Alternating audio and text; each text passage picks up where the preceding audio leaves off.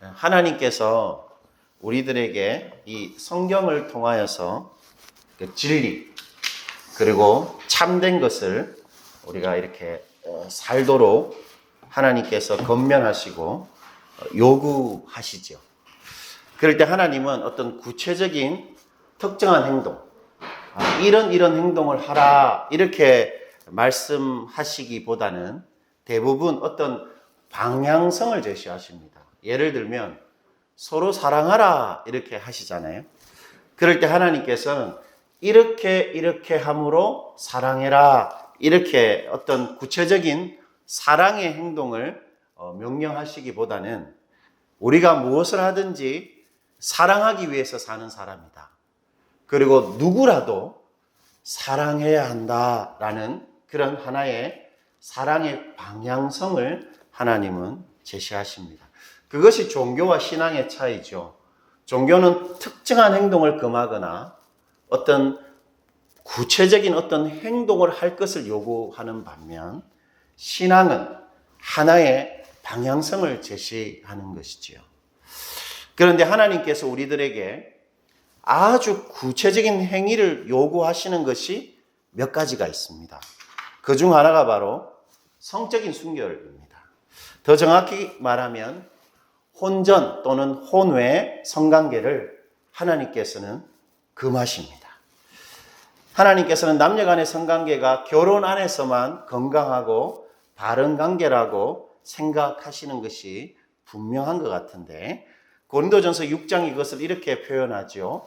고린도서 6장 16절입니다. 창녀와 합하는 자는 그와 한 몸인 줄을 알지 못하느냐? 일러서되 둘이 한 육체가 된다 하셨나니 하나님은 사람을 남녀로 창조하셨죠.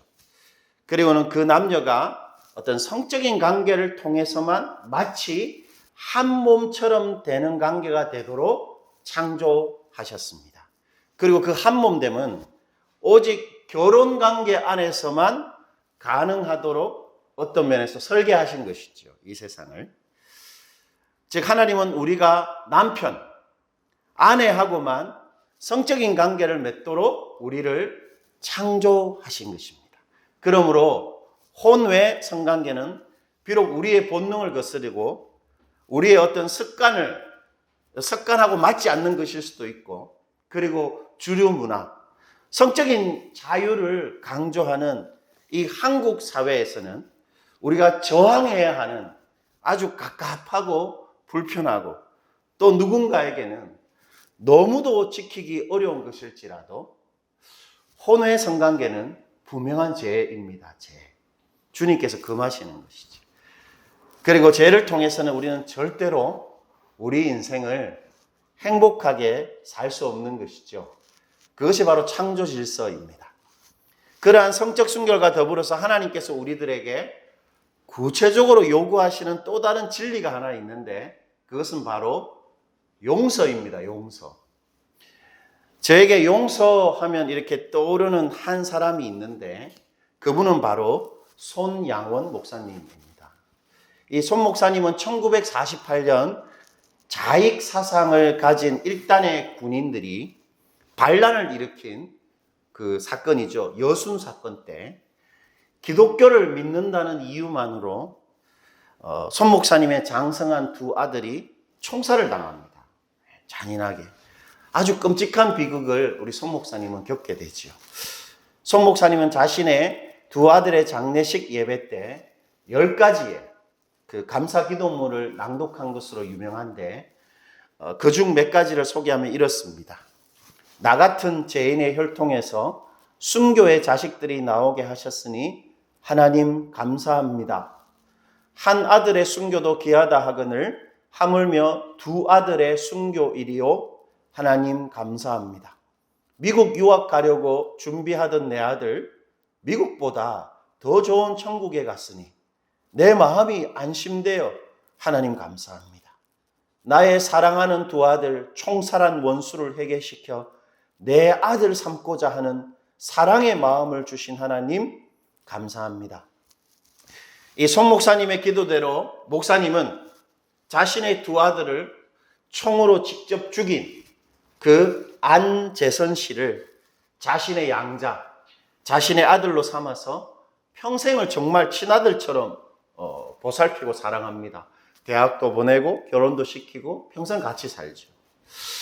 송양원 목사님의 이러한 용서는 듣는 우리로 하여금 금세 마음을 뭉클하게 하는 참 숭고하고 아름다운 이야기죠. 그러나 우리에게 누군가를 실제로 용서해야 하는 일이 생기면 이 용서는 우리들에게 참 끔찍한 의무가 될 때가 대부분입니다. 우리는 나의 마음과 내 몸과 내 인생에 피해를 입히고 나를 망친, 그리고 깊은 상처를 입힌, 예를 들면 내 자녀가 학교에서 왕따를 당해서 정신질환을 앓게 되었다. 그리고 그렇다면 우리는 그 가해자에 대해서 용서를 해야 한다고 하나님 말씀하실 때 우리는 어떻게 해야 되겠습니까? 사실 우리는 그 사람이 나보다 더 큰 아픔과 불행을 겪어야 한다, 그렇게 생각하기 마련이지요. 그게 우리의 본능입니다. 게다가 대부분 우리에게 피해를 입힌, 용서할 수 없을 것 같은 사람들은 우리한테 사죄하지 않고 대부분이 뉘우치지 않습니다. 그런 사람들을 용서한다는 것은 거의 불가능한 일이지요. 그러나 하나님은 우리에게 그 사람 용서하라, 그렇게 말하십니다. 아니, 더 정확하게 말하면 그 사람을 무조건 용서하기를 하나님 바라십니다. 마태복음 18장 21절과 22절을 보면 그게 이렇게 표현되어 있죠. 그때 베드로가 나와 이르되 주여, 형제가 내게 죄를 범하면 몇 번이나 용서하여 주리이까? 7번까지 하오리이까? 예수께서 이르시되 내게 이르노니 7번뿐 아니라 7번을 70번까지라도 할지니라. 예수님께서 제시하시는 용서의 구체적인 횟수가 몇 번입니까? 몇 번 용서하라고 예수님 구체적으로 말씀하시죠? 7번에 70번입니다. 7 곱하기 70 뭐죠? 490번. 예수님은 490번 용서해야 한다, 우리가 그렇게 구체적으로 말씀하시죠. 무슨 말입니까, 여러분? 490번. 완전수 7에 70이지요. 즉 완전의 10배, 무한입니다. 무한. 예수님은 누구라도 너희들 무한히 용서해야 합니다. 다시 말해 무조건 용서해야 한다고 말합니다. 용서의 구체적인 횟수는 하나님이 정해주셨는데 무제한입니다. 무제한. 물론 우리가 누군가를 용서한다고 할 때 중요한 쟁점이 되는 주제들이 있죠. 그 사람은 용서하지만 그 사람의 잘못에 대해서는 우리는 어떻게 해야 하는가 하는 중요한 주제가 있습니다. 그것은 우리가 많은 고민을 하고 다루어야 될 주제입니다. 한번 설교를 통해서 다루도록 할 텐데요. 오늘은 그 이야기를 하는 것은 아니고 어쨌든 하나님께서 그 사람을 무조건 용서하라, 그렇게 말씀하시는 게 틀림없다는 것이죠. 예수님이 우리들에게 누군가를 무한히 용서하라 하신 것은 두 가지 중요한 사실을 우리에게 일러줍니다. 첫째는 우리에게 무조건적인 용서가 가능하다는 것입니다. 우리가 할 수 없는 것을 하나님께서 아주 구체적으로 우리한테 요구하실 리가 절대로 없습니다. 가능한 일입니다. 물론 어려울 수 있지만, 죽을 것 같은 일일 수 있지만 가능하다는 것입니다.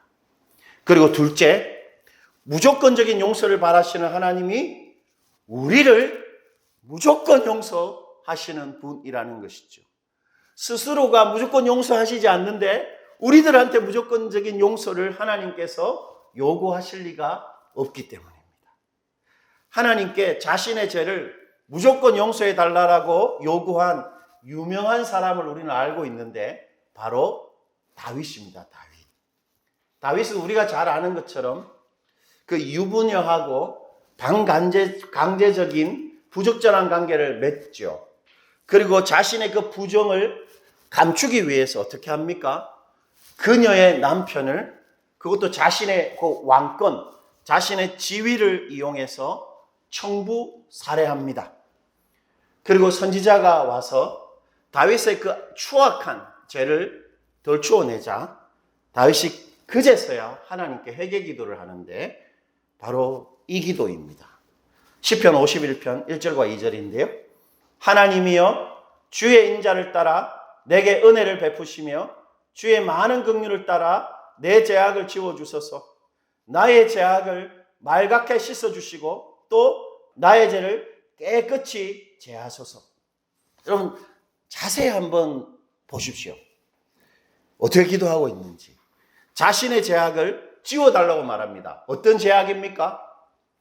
간음하고 누군가를 죽인 죄입니다. 아주 큰 범죄지요.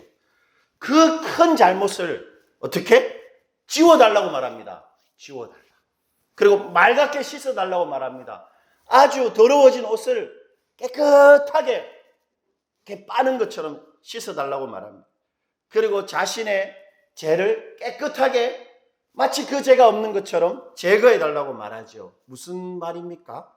자신이 마치 그 악한 죄를 짓지 않은 사람처럼 하나님 그렇게 저를 정결하게 대해달라고 하나님께 요구하는 것입니다. 바꾸어 말하면 자신의 죄를 하나님 무조건 용서해 주시고 자신의 죄의 결과 하나님께서 책임져 달라.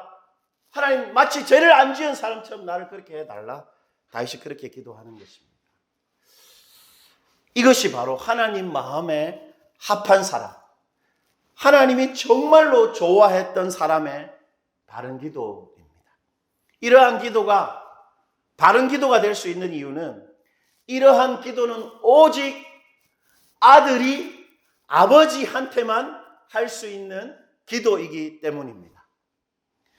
다윗이 자신의 끔찍한 범죄에도 불구하고 하나님한테 무조건적인 용서를 구할 수 있었던 이유는 하나님이 자신을 어떤 죄를 짓더라도 반드시 용서해 주실 것이고 하나님께서는 자신을 어떤 잘못을 하더라도 절대로 버리거나 어떤 악한 일을 해도 포기하지 않을 것이라고 다윗이 믿었기 때문입니다. 뭘 믿은 것입니까? 하나님 내 아버지고 나는 아들이니까 아들인 내가 어떤 잘못을 하고 어떤 악행을 범해도 아버지는 절대로 나를 모른다 하거나 포기하지 않고 나를 끝까지 사랑하실 것이다. 그것을 다윗이 믿었던 것이죠. 그러니까 아들만이 할 수 있는 요구.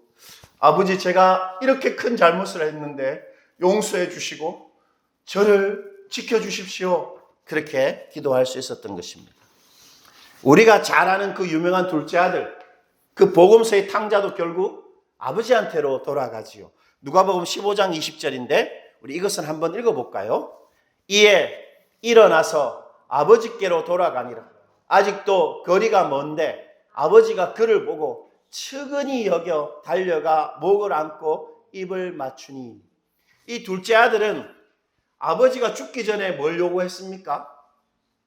유산을 요구한 것입니다. 그게 무슨 말이죠? 아버지 좀 빨리 죽었으면 좋겠다.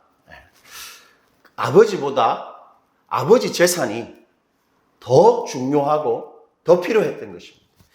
우리가 가물가물하지만 1990년, 94년도였을 것입니다. 그때 그 유학 갔다 돌아온 어떤 남자애가 오렌지족이죠. 소위 그 당시에.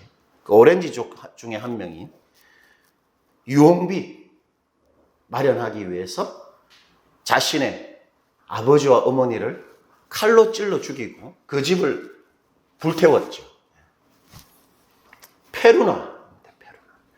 탕자는 아버지는 죽이지 않았지만 그 심리는 똑같습니다. 페루나의 심리죠.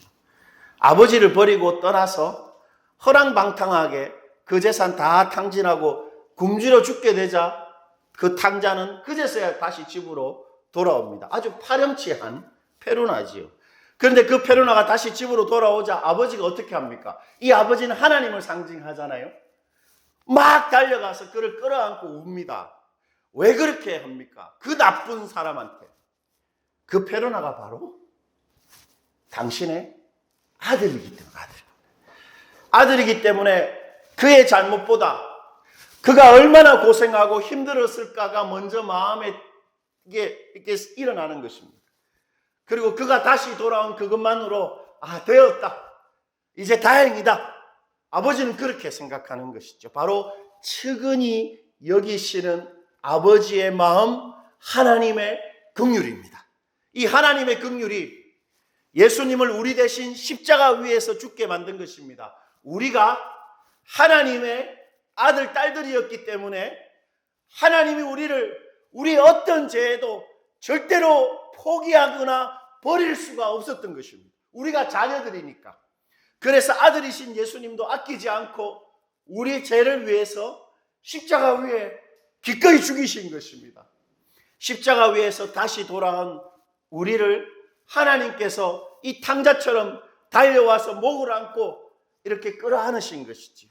하나님은 우리 잘못보다, 우리가 실패한 것보다 우리가 더 소중한 우리 아버지지요.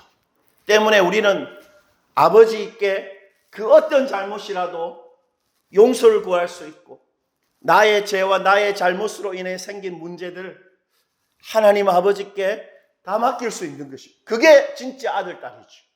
내가 잘못한 거 무조건 용서를 바랄 수 있고, 내가 잘못한 것 때문에 생긴 나의 문제를 하나님이 좀 책임져 달라고 그렇게 다 내어 맡길 수 있는 사람, 바로 하나님의 자녀들, 우리들입니다.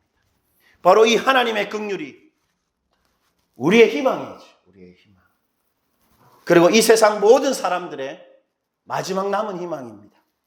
결국 하나님의 그 긍휼말이 이 세상에서, 그리고 우리가 죽어서 영원토록 나를 지키고 나를 살리는 유일한 희망입니다. 하나님의 그 아버지의 마음, 그 긍휼만이 나를 영원히 살게 하는 유일한 나의 희망이 되는 것입니다. 오늘 그렇게 우리의 희망이 되신 그 하나님께서 우리 모두에게 너희도 세상의 희망이다, 그렇게 분명히 말씀하시는데, 마태복음 5장 7절입니다. 우리 이거 한 번 더 읽어볼게요. 마태복음 5장 7절입니다. 긍휼히 여기는 자는 복이 있나니 그들이 긍휼히 여김을 받을 것이며. 지금 팔복을 계속 다루고 있으면서 우리가 계속 반복해서 생각하는 것은, 예수님께서 팔복을 통해 보여주시는 이 복된 사람들 있지 않습니까? 이 사람들은 누구를 보여주는 것입니까? 거듭나서 정말 예수 믿는 사람들에게 반드시 일어나게 되는 존재 변화를 보여주는 것이죠. 팔복의 사람들은 정말 예수 믿는 사람은 어떤 사람인가를 우리 예수님께서 우리에게 친히 보여주시는 것입니다. 때문에 팔복을 통해 예수님은 이렇게 너희는 팔복의 사람들이 되어야 한다라고 말하시는 게 아닙니다. 그렇게 되어야 한다 너희들, 이렇게 말하는 게 아닙니다. 예수님 팔복을 통해서 말씀하시는 것은 이것입니다. 너희가 오늘 바로 팔복의 사람들이다. 너희가 지금 팔복의 사람들이다. 그렇게 말씀하고 있는 것입니다. 즉 오늘 우리가 심령이 가난한 자, 애통하는 사람, 온유한 사람, 의에 줄이고 목마른 사람, 그리고 우리가 오늘 바로 긍휼히 여기는 사람이다. 예수님 그렇게 말씀하시는 것이죠. 때문에 우리는 하나님이 우리를 긍휼히 여기듯이 다른 사람들을 긍휼히 여길 수 있는 사람입니다. 우리는 그런 사람이 되었습니다. 예수 믿고. 즉 하나님이 우리들에게 언제나 희망이 되고, 그리고 우리의 마지막 남은 희망이 되시듯이, 우리가 무슨 잘못을 하고 어떤 실패를 계속 반복해도 하나님 여전히 우리 아버지가 되어서 우리가 다시 돌아갈 마지막 희망이 되시듯이, 우리도 다른 사람들에게 언제나 희망이 되고 그 사람들의 어떤 면에서 마지막 희망이 되는 긍휼의 사람들이 될 수 있다. 그렇게 예수님 말씀하시는 것입니다. 우리가 긍휼히 여길 수 있는 사람이라는 것입니다. 이것이 팔복이 말하는 긍휼히 여기는 자의 의미입니다. 예수님은 팔복의 사람들을 다 보여주거든, 그 8명의 사람들을 우리에게 다 보여주시고는 이렇게 말씀하셨죠. 마태복음 5장 16절인데 너희는 세상의 빛이라. 너희 빛이 사람 앞에 비치게 하여 그들로 너희 착한 행실을 보고 하늘에 계신 너희 아버지께 영광을 돌리게 하라. 우리가 우리 안에 있는 빛을 사람들에게 비치면 그 사람들이 그 빛을 보고 뭘 경험한다고 말합니까? 하나님을 경험한다고 말합니다. 즉 우리의 긍휼이라는 이 빛이 누군가에게 비추어지면 그 사람이 하나님의 영광, 바로 하나님의 긍휼을 경험하게 된다. 예수님 그렇게 말씀하시는 것입니다. 즉 우리의 긍휼이 하나님의 긍휼이 된다는 것입니다. 우리는 하나님의 긍휼로 다른 사람들에게 희망이 될 수 있는 하나님의 긍휼의 사람들, 바로 긍휼히 여길 수 있는 사람들이다. 예수님 말씀하시는 것이죠. 그러니 우리가 세상의 빛, 세상의 희망인 것입니다. 여러분, 우리가 계속 그 무차별적인 칼부림 사고를 보고 있습니다. 백주대낮에 여기저기서 일어납니다. 우리도 그렇게 될지 모릅니다. 그 피해자가 그 역에서 갑자기 칼을 들고 갑자기 돌아서서 누군가를 찔러 죽이는데 우리도 그 피해자가 될 수 있죠. 많은 전문가들이 이런 사고가 앞으로 계속 일어나게 될 것이다, 그렇게 예고합니다. 여러분, 왜 이런 끔찍한 사고가 일어납니까? 많은 말들을 할 수 있겠지만 무엇보다도 희망이 사라졌기 때문입니다. 나를 있는 그대로 소중하게 여겨주는 사람, 나의 상실, 나의 불행, 나의 아픔을, 그리고 나의 실패를 동감해주고 같이 해주는 사람들이 없기 때문이지요. 희망이 없기 때문입니다. 그러니까 너도 죽고 나도 죽자, 그리고 다 자포자기 하는 것입니다. 너도 죽이고 나도 죽는 그런 막장이 되는 것이죠. 희망이 없기 때문입니다. 그런데 오늘 하나님은 우리 모두에게 이렇게 말하십니다. 너희가 세상의 희망이, 너희는 긍휼히 여길 수 있는 사람들이다. 내가 너희를 긍휼히 여기고 너희들에게 희망이 되어줬듯이 너희도 주변의 사람들에게 희망이 되고 긍휼히 여길 수 있는 그런 사람들, 너희가 세상의 빛, 세상의 희망이다, 그렇게 말씀하고 있는 것입니다. 여러분, 그렇다면 마지막으로 우리가 어떻게 다른 사람을 긍휼히 여길 수 있을까요? 우리 같은 사람이 어떻게 다른 사람한테 희망이 될 수 있을까요? 이 긍휼이라는 말은 그 사람의 상황을 나의 상황처럼 동감하는 측은한 마음입니다. 저는 이게 긍휼히 여기는 것이 정말로 힘든 사람입니다. 감정이입을 잘 못해요, 저는. 그런데 한 번은 우리 아이가 전학을 가가지고 학교에 이렇게 갔는데 첫날 그 책상이 없었대요. 그 아기 때, 그 초등학교 때. 그래서 선생님이 뒤에 세워놨다는 겁니다. 1시간 동안 책상 올 때까지. 그걸 듣고는 저는 좀처럼 마음이 상하거나 막 이렇게 막 안타깝거나 이런 걸 잘 못 느끼는데 우리 아이가 1시간 동안 서 있었다는 게 이 정말 마음이 아픈 거예요, 이게. 그런 측은한 마음. 선생님은 아무 느낌도 없고 그 자리에 있는 아이들조차 누군가가 뒤에 서 있는 것 때문에 마음이 아프지 않았겠지만 아버지인 나는 마음이 아픈 거죠. 그 측은한 마음과 그 사람의 고통과 문제를 해결하고자 하는 사랑의 행동이 합쳐진 상태, 그게 긍휼입니다. 마음과 행동이 합쳐진 거죠. 그런 점에서 긍휼은 현실적으로 사실 가족관계 안에서나 찾아볼 수 있는 참 희귀한 것이라고 할 수 있습니다. 저같이 아까 말한 것처럼 감정이입을 잘 못하는 사람들에게는 이 긍휼히 여긴다는 것은 거의 기적에 가까운 마음과 행동이겠죠. 저는 아내와 아이들이 아파도 별로 이렇게 걱정이 안 됩니다. 안쓰럽지가 않고. 그거 왜 그런지 저는 잘 모르겠어요. 그래서 저는 혼자 있으면서 나는 이렇게 감정이입을 못하는 목사인데 약간 사이코패스 목사인가? 이래가지고 어떻게 목양을 할까? 이런 걱정을 할 때가 있습니다.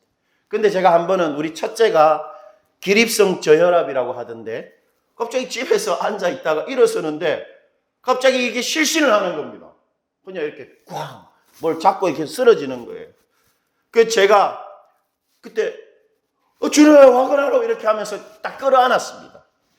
근데 잠시 후 눈을 떴는데 그 이후 다시 그런 증상이 없어서 다행인데 저는 그때 살아오면서 제일 놀랐습니다. 저는 잘 안 놀라는 사람인데 처음으로 크게 놀랐습니다.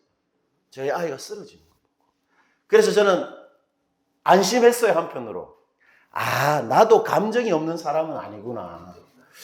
이게 내 영혼의 아주 밑바닥에 이거 긍휼히 여기는 마음, 그런 게 조금은 그래도 남아있구나, 이런 생각을 하면서 좀 안도했던 기억이 있습니다. 여러분, 우리가 한 다리가 천리라고 친척들에게도 사실 긍휼한 마음과 행동을 가지기가 어렵죠. 그런데 우리가 어떻게 하나님의 긍휼로 다른 사람들에게 희망의 사람이 될 수 있겠습니까? 그것은 우리 주변의 사람들이 하나님의 아들, 딸들이기 때문에 가능합니다. 여러분, 누가복음의 탕자의 비유에 등장하는 이 둘째 아들은 사실 아직 예수 믿지 않는 사람들을 상징하죠. 그래서 예수님께서 그 이야기의 끝을 이렇게 마무리하시는데, 누가복음 15장 32절입니다. 우리 한번 이것을 읽어보죠. 누가복음 15장 32절. 이 내 동생은 죽었다가 살아났으며 내가 잃었다가 얻었기로 우리가 즐거워하고 기뻐하는 것이 마땅하다 하니라. 여러분, 뭐라고 말씀하십니까? 죽었다가 다시 살아났다. 우리가 다 하나님 앞에 죽은 자였는데 거듭나서 다시 살아나서 예수 믿었던 것이죠. 그리고 잃었다가 얻은 자, 우리는 하나님 없이 이런 자로 살다가 예수님 때문에 우리는 다시 하나님께 찾은 바 된 둘째 아들들입니다. 바로 아직 예수 믿지 않는 모든 사람들은 하나님의 잃어버린 둘째 아들들입니다. 때문에 우리 주변의 사람들은 틀림없이 하나님의 자녀이거나 아니면 앞으로 그분의 자녀들이 될 사람들입니다. 때문에 우리가 만나는 모든 사람들은 우리와 관계 있는 사람입니다.